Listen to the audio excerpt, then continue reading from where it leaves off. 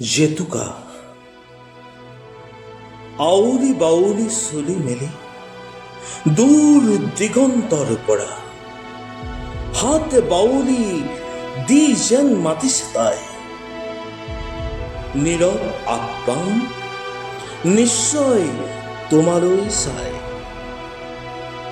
মায়াবিনী মৰিচিকা মিচিকি আকাশীৰে অথৈত সজোৱা সেউজীয়া সপোন। তাই যেন মেলি দিছে অনাদি অনুভৱৰ দুৱাৰে মুখখন। তাইৰ সেই নিবিড় পৰশত অচিনাকি কিবা এটি জাগে বিস্মৃত যুগৰ গাঁৱৰ ছাৰ পৰা মুক্তিৰ পোহৰ নামি আহে বুকুৰ গভীৰত নিঃশব্দে। এটি নতুন ঝংকাৰ, এটি নতুন সুৰে জাগে জীৱন। নৱ প্ৰভাতৰ কোমল পোহৰত জ্বলি উঠে অন্তৰৰ গোপন স্পন্দন। শুনিপোন আঙুলিৰ স্নিগ্ধ স্পৰ্শে, শুনিপোন আঙুলিৰ স্নিগ্ধ স্পৰ্শে তাই বুটলি আনে সেউজীয়া শিৰি। জলোদ্ধত স্মৃতিৰ কোমল পৰশত, জলোদ্ধত স্মৃতিৰ কোমল পৰশত সযতনে সজাই জীৱনৰ সেউজীয়া অনুভৱখিনি। ঋতুৰাজৰ মৃদু পৰশত ধৰিত্ৰী আজি উল্লাসিত। বতাহত ভাহি ফুৰে বসন্তৰ মাদক সুৰভি। কুলি কেতেকীৰ কাতৰ গীতে প্ৰকৃতি হৈ উঠে সজীৱ।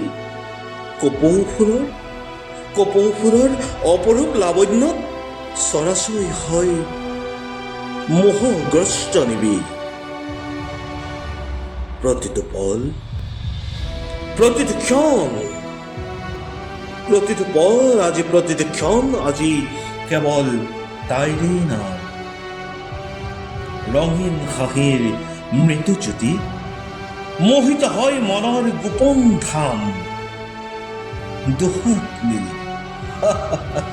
দুহাত মেলি সোপাত গুজি কপৌ ফুলৰ সেউজীয়া কেৰু চিৰন্তন পৰম্পৰা নতুন সাজেৰে সজ্জীৱিত কৰিবলৈ। মাটিৰ তলত লুকাই থকা শিপাৰ স্পন্দন। জেতুকাৰ গা ৰখে আজি হৃদয় কৰিছে ৰংচঙীয়া। প্ৰতিজন অসমীয়া যেন নিজৰ মাজতে হেৰুৱা নিজেই বিচৰা।